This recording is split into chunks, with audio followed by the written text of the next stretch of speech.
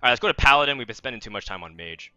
Nightbane. Oh, Mage, by the way, I think is a winner in the adventure overall. Hunter's like okay. Druid and Mage are winners. With Paladin, we have Nightbane Templar as the first card. This card is nuts, like really nuts. I was hesitant to put it as a 9 or a 10 because I don't think that it'll single-handedly make Dragon decks overwhelming because it's only in Paladin. If it was neutral, then this card probably bumps to a 9 because then Dragon Warrior and a bunch of other classes can start playing it. But the fact that it's limited to Paladin knocks it down a peg. But it'll make Dragon Paladin a thing. You just can't argue. And even if it's playing a slower Dragon Paladin, which a lot of Paladins choose to do, that's still okay because Paladin has comeback mechanics on the board. They have Peacekeeper on 3 in case they don't draw this. They have Keeper of Oldemon still. They have all these weapons and Humility with Kodo. Like, they can still play pretty slow. And that's kind of the big fault of Dragon Paladin. It plays a little too slow. Like, Dragon Consort implies that you want to be playing bigger creatures, which means that you're likelier to draw more awkward because Dragon decks want to play on curve. You're not always going to be able to have that curve.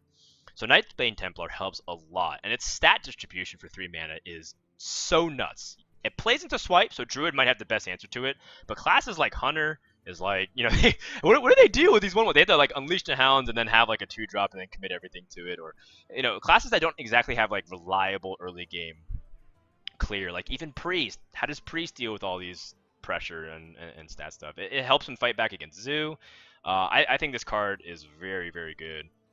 I don't think it's like very fun to watch, but if you see this card, that means you're playing Dragon Paladin. Dragon Paladin can be pretty fun, so I put it as a 4 for the fun value.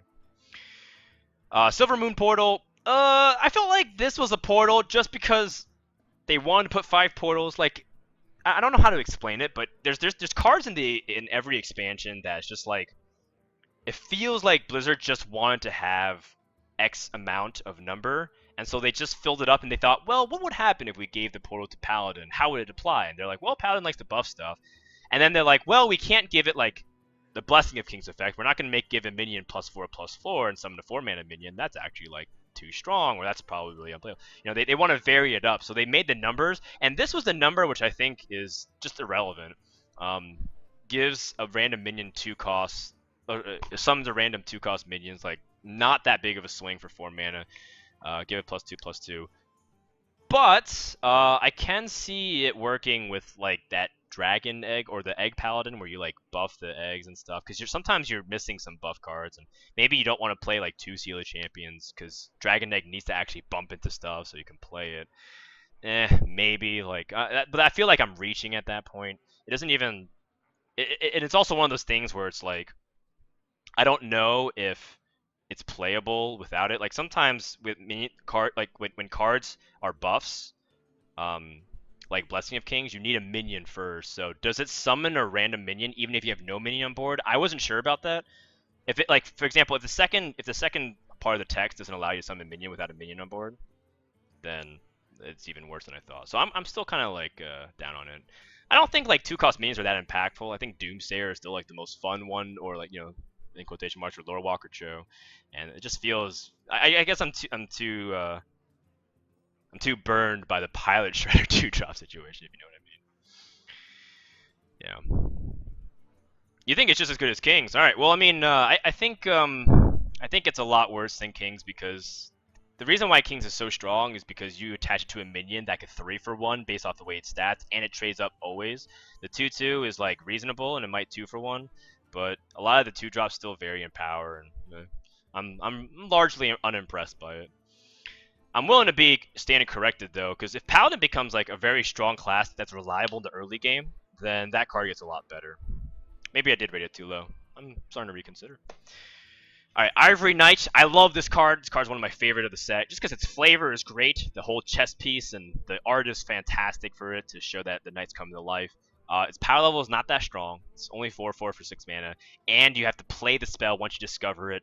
But I love everything about it. I love the fact that it's Discover, so it gives choices. I love the fact that it's slow, so it gives Control Paladins some more tools. I love the fact that it gives information to the opponent, so the opponent that understands what's happening can play around it or not play around it. If you pick a 1 mana spell, like a secret, your opponent has to be worried about humility. He has to be worried about a few other things too. Or if he picks up 8, he knows his lay on hand. So it's just more information. And this by itself, just like this one card, is kind of like defining interaction to a certain degree. Some players will be like keeping notes of what's happening, and you'll have to like figure out what he can do afterwards, assuming we get to the higher levels of play. So I think it's very entertaining to watch as well, because it usually means that you're playing like a slower paladin. No aggro paladins would play this card. All right, well, we made it. Purify is awful. When it was revealed on stream, I had to kind of bite my tongue in terms of just asking them why they would print a second silence for Priest. First of all, silence already exists in the class in the form of a card, and the thing about it is that silence is not a mechanic that Priest even utilizes. In fact, Priest doesn't even need silence because they have another form of silence called Entomb. So this is not the second silence card. This is the third. Well, actually, I take that back. There's Mass Dispel, which we never use, and Mass Dispel also draws a card, and it silences all enemy minions, which is much better than silencing your own minion, and it's not played either. It is cheaper, so yes, Purify can be comboed with Wild Pyromancer. It can be comboed on some of these cheaper things that Barnes or Herald Village, Ancient Watcher, etc. Sure, there's these Silence Priests that you can play, but Priest already wasn't using this. In fact, if you compare it to Spellbreaker, Purify would also just be for 2 more mana summoning a 4/3 instead of drawing a card. For 2 mana summoning a 4/3, that's pretty damn good, and I'd rather have that as a tempo, because most likely the first 2 or 3 turns, I want to be setting up the things that I do want to silence. So even then, I'd rather play a 0 mana silence, or I'd rather play a 4 mana silence with a minion, or I can still have the ability to use other silences on my opponent's minions too, which would be much better. Even if Purify could silence the enemy minion, it still would just be trash. And the fact that it's not flexible is just mind-boggling. The second thing too is that it's already a mechanic that we've already explored a lot. And it doesn't really work. We had Wailing Soul, we've had some other cards that silence your own friendly minions. Not that great. I don't expect it to be that much better, especially because the power levels of cards are starting to increase again, and there's no card that is relevant for it now.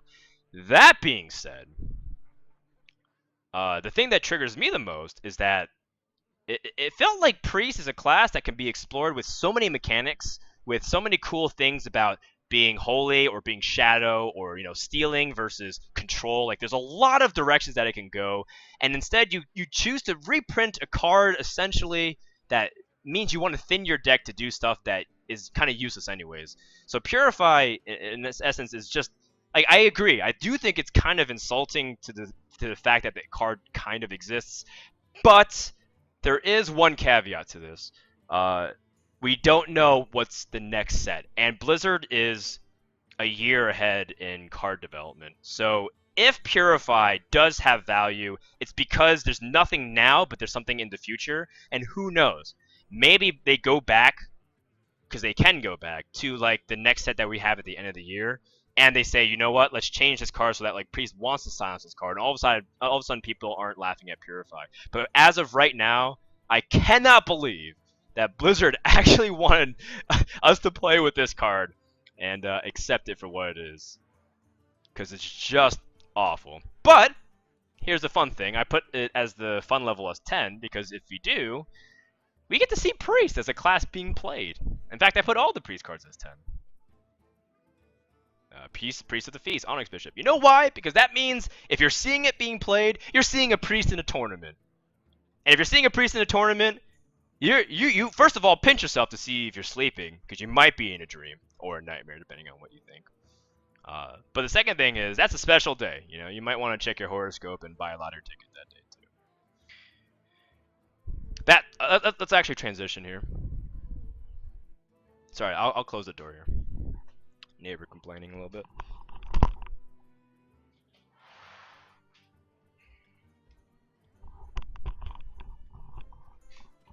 Purify got me so rattled up that my neighbor complained.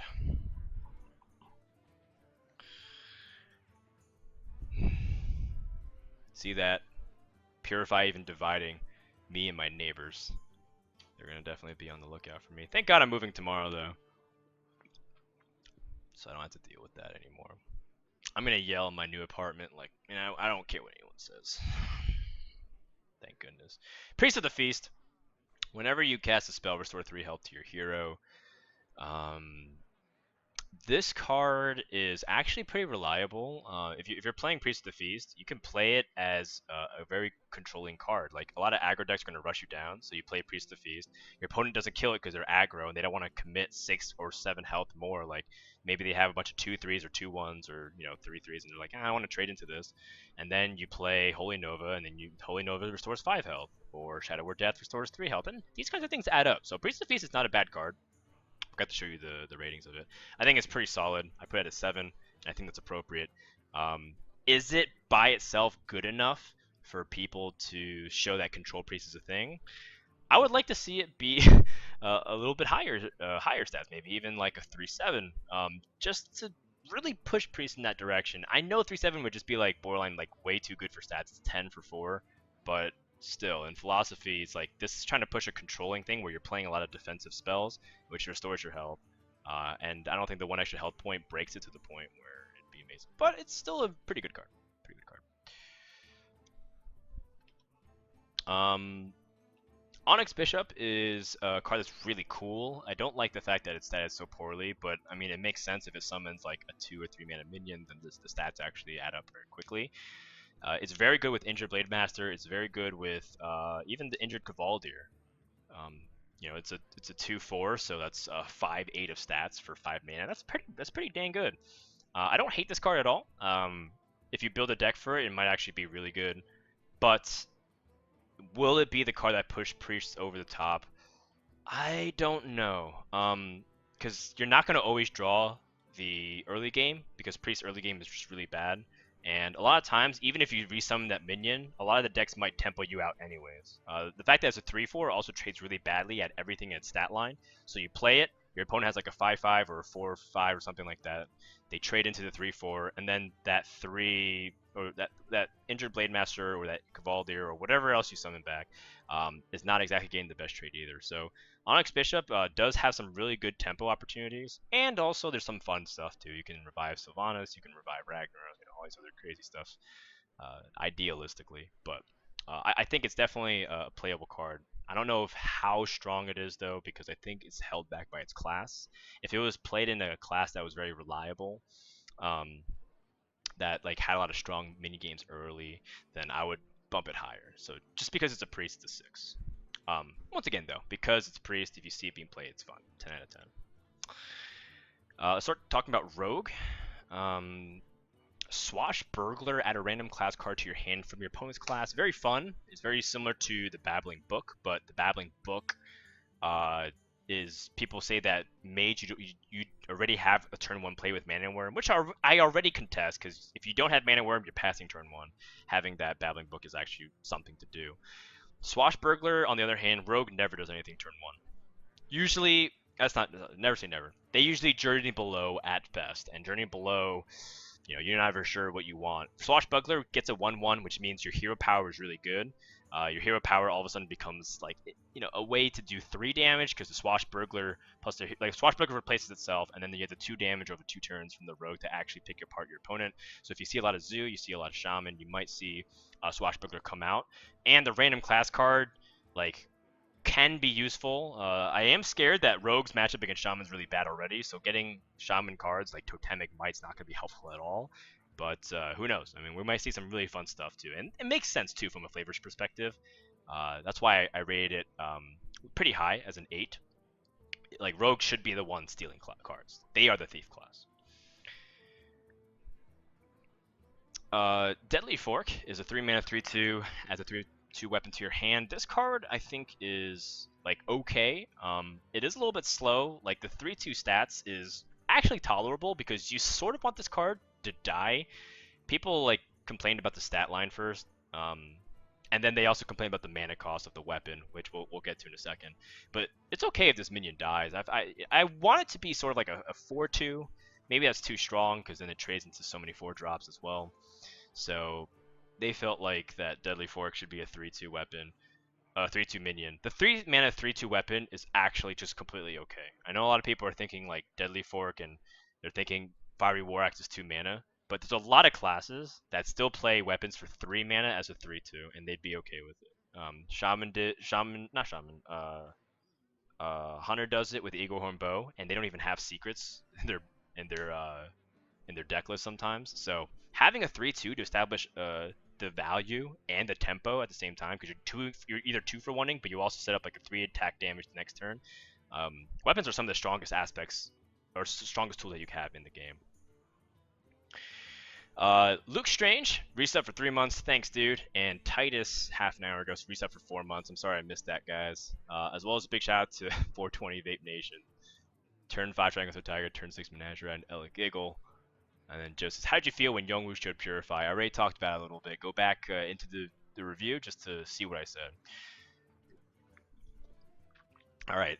So Deadly Fork, okay. I don't think it's that cool of a card itself. I mean, it's interesting to see that weapons from Death Rattles like Tyrion are pretty interesting of a mechanic, but you have to play it. The reason why Tyrion is cool is because a lot of times you can like attack with Tyrion and then maybe like Pyro Quality and get that 5 extra damage. So there's like this little idea of like sequencing, and then Harrison becomes a thing.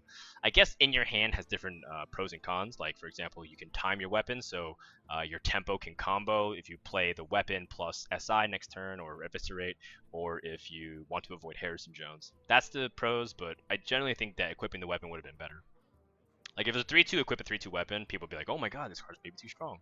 Probably was in balance testing. Ethereal Peddler, because you have cards like Swashbuckler, and you might play Burgle, and you might play like some tempo-oriented rogue that involves your opponent's classes, actually got a lot better as the expansion was revealed. And this is like a really good example of why you should just not truly evaluate a card until you see everything, because we don't know how many cards that you could steal with Ethereal Peddler. I don't think people play like Grand Crusader and Rogue, but that's another example where you play like this, you play Nefarian, other cards that you steal, and all of a sudden you might have some ridiculous tempo that you can get because you're able to steal so many cards, and then you Emperor Thorson or more better with it because you reduce it by 2.